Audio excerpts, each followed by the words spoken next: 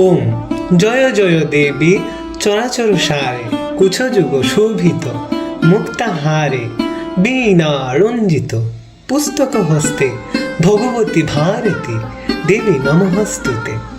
আজ শুভ সরস্বতী পুজো তথা শুভ বসন্ত পঞ্চমী।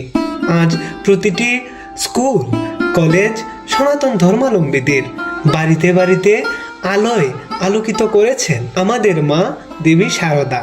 সনাতন ধর্মের ঘরে আজ স্ত্রী পুরুষ নির্বিশেষে এই পুজোয় মায়ের চরণে ভক্তি অর্পণ করে থাকেন।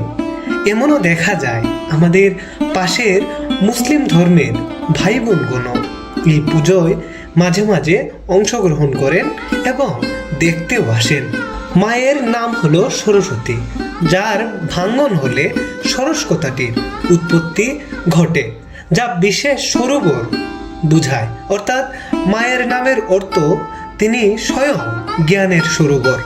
কোনো কোনো পুরাণে কথিত রয়েছে মা সরস্বতী ভগবান শ্রী বিষ্ণুর মুখ গহ্বর থেকে আবির্ভূতা হয়েছেন।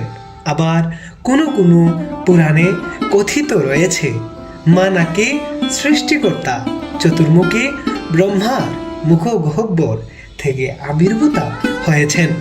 আজকের এই দিনে প্রতিটি হিন্দু পরিবারে বাচ্চাদের হাতে করিয়ে দেওয়া হয় এবং ব্রাহ্মণ ভোজনও করানো হয়।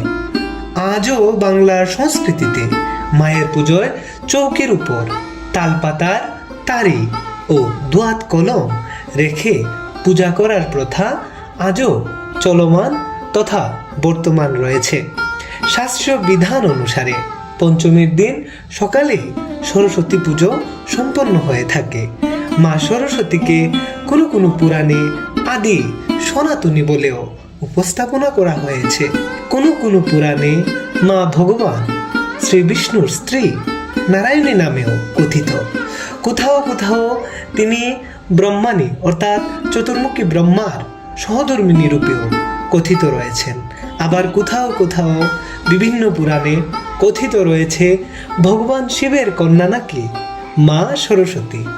তাই আজকের এই দিন পুরো সনাতন ধর্মাবলম্বীদের জন্য একটি বিশেষ দিন। তাই মনে প্রাণে মায়ের বন্দনা করাই সর্বোত্তম এবং সর্বসমৃদ্ধির মূল কারণ স্বরূপিণী। নমস্কার ভক্ত সজ্জন, আমি শুভজ্যোতি দাস। আমার এই জীবনের একমাত্র লক্ষ্যই হলো সনাতন ধর্মের নিগূঢ় তথ্যগুলো আপনাদের সবার সামনে তুলে ধরা।